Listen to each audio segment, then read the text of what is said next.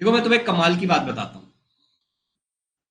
जब तुम न्यूमेरिकल्स करोगे, ओके, जब तुम न्यूमेरिकल्स करोगे, सबसे पहले थ्योरी को समझ लेना। थ्योरी 100% शायद क्लियर ना हो, it's okay, it's fine, but जितना हो सके उतना समझने की कोशिश करना। एक बार तुम्हारा थ्योरी क्लियर हो जाता है, जितना भी 1%, 2%, 100%, उसके बाद न्यूमेरिकल पे जंप मार देना। न्यूमेरिकल्स को कैटेगराइज करना देख करके जो इजी न्यूमेरिकल्स लगे। इजी कौन से न्यूमेरिकल्स होता है? जो तुम करने जाते हो और तुमसे सॉल्व हो जाते हैं, तुम्हें समझ भी आ जाता है।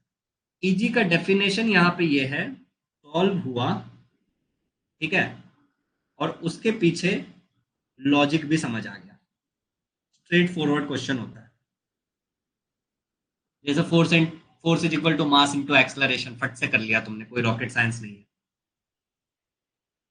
इसके बाद ऐसे न्यूमेरिकल्स को हाथ लगाना जो थोड़े से मीडियम लेवल के होते हैं। तुम बोलोगे सर जी ये मीडियम लेवल के न्यूमेरिकल्स कौन से होते हैं? ये वो न्यूमेरिकल्स होता है जो तुमसे सॉल्व नहीं हो पाता है, करके देखा सॉल्व नहीं हुआ, ओके। फिर क्या हुआ? दूसरे स्टेप में तुम इसका सॉल्यूशन देखा, सॉल्यूशन देख के समझ गया, समझा? जब सॉल्यूशन देखा तो समझ आ गया, पर छोड़ना नहीं है। लोग क्या करते हैं, इसके बाद छोड़ देते हैं। इसके बाद, ठीक है ना, एक्स डेज का गैप लेके रीट्राई, 2 3 4 दिन का गैप लेकर के इसको फिर से ट्राई करो। अब फिर से क्या हो सकता है? सॉल्व हुआ, लॉजिक भी समझा, तो ये अब मीडियम से तुम्हारे लिए इजी लेवल पे चला गया। एक चीज ये हो सकता है कि सॉल्व नहीं हुआ, मतलब अभी भी मेरे लिए वो मीडियम लेवल पे ही है, समझ आ रहा है? तो ये कुछ वो हो सकता है। अच्छा, इसके बाद एक और कैटेगरी तुम्हारे लिए हो सकता है कि जो न्यूमेरिकल है तुम्हें बहुत हार्ड जा रहा है। हार्ड कौन से न्यूमेरिकल्स होता है? बेसिकली मेरे भी दिमाग में नहीं आ रहा कि हार्ड कौन से न्यूमेरिकल्स होता है, बट ये वो न्यूमेरिकल्स होता है जो तुमसे सॉल्व भी नहीं हुआ, सॉल्यूशन भी नहीं समझा, सॉल्यूशन देखा तो भी नहीं समझा, सॉल्यूशन देख के भी नहीं समझ में आ रहा है भाई। अब क्या हो सकता है इसमें कि अगर तुम्हें सॉल्यूशन देख के भी नहीं समझ रहा है क्वेश्चन, तो क्यों नहीं समझ में आ रहा है, खुद से सवाल करो, ठीक है ना? यहां पे सवाल करना होता है वाई, क्यों नहीं समझ आया। अब ये वाई के मल्टीपल आंसर्स हो सकते हैं। इस वाई का एक आंसर हो सकता है कि भैया कैलकुलेशन वाला पार्ट नहीं समझ आ रहा है।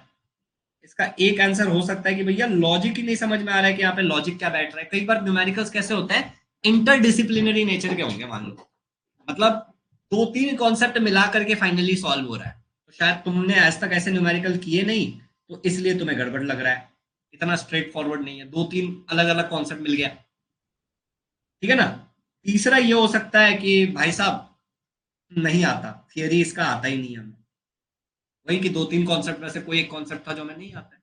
तो ऐसे सिचुएशन में हमें ये सीखना पड़ता है। जब हम सीख लेते हैं तो ये हमारे लिए धीरे धीरे मीडियम, और मीडियम से इजी। तो ये कुल मिला के तुम्हारी एक जर्नी होती है। जब तुम जेई नीट वगैरह के लिए पढ़ते हो, ठीक है, जब तुम कोई कॉम्पिटिटिव एग्जाम के लिए पढ़ते हो, तो ये तुम्हारी कुल मिला के जर्नी होती है न्यूमेरिकल्स की। लेकिन प्रॉब्लम कहाँ पे आता है पता है बच्चों? लोगों को जो इजी लगता है वो तो बहुत अच्छी बात है, प्रैक्टिस नहीं करते। जो मीडियम लगता है उसका सॉल्यूशन देख के यहीं पे छोड़ देते हैं। यहां तक तो बहुत दूर की बात है। अरे, गोल क्या है कि सारी चीजें इजी लगनी चाहिए। हमारा अल्टीमेट गोल क्या है कि एट द एंड सारी चीजें इजी लगनी चाहिए, इज द गोल। इसके लिए जर्नी पे हमें चलना पड़ेगा, और इस जर्नी में ना बेटा, मतलब तुम्हें बहुत सारी प्रैक्टिस चाहिए, और भी पेशेंस के साथ करनी पड़ेगी, ठीक है ना? तुम्हें इसमें बहुत सारी गलतियां करनी है और घबराना नहीं है। जब हम एक न्यूमेरिकल करते हैं, जब हम कोई चीज करते हैं और उसका आंसर गलत आता है, अरे तभी तो समझ में आता है ना कि ऐसे करने से गलत हो रहा है, वरना समझेगा ही नहीं। तो इट्स ओके, प्रैक्टिस करो, मेक मिस्टेक, बट उसको फिर करेक्ट भी करना है, रेक्टिफाई करना है उसको, ठीक है ना? तो हमारे जो मिस्टेक्स है उसको हमको करेक्ट करना है।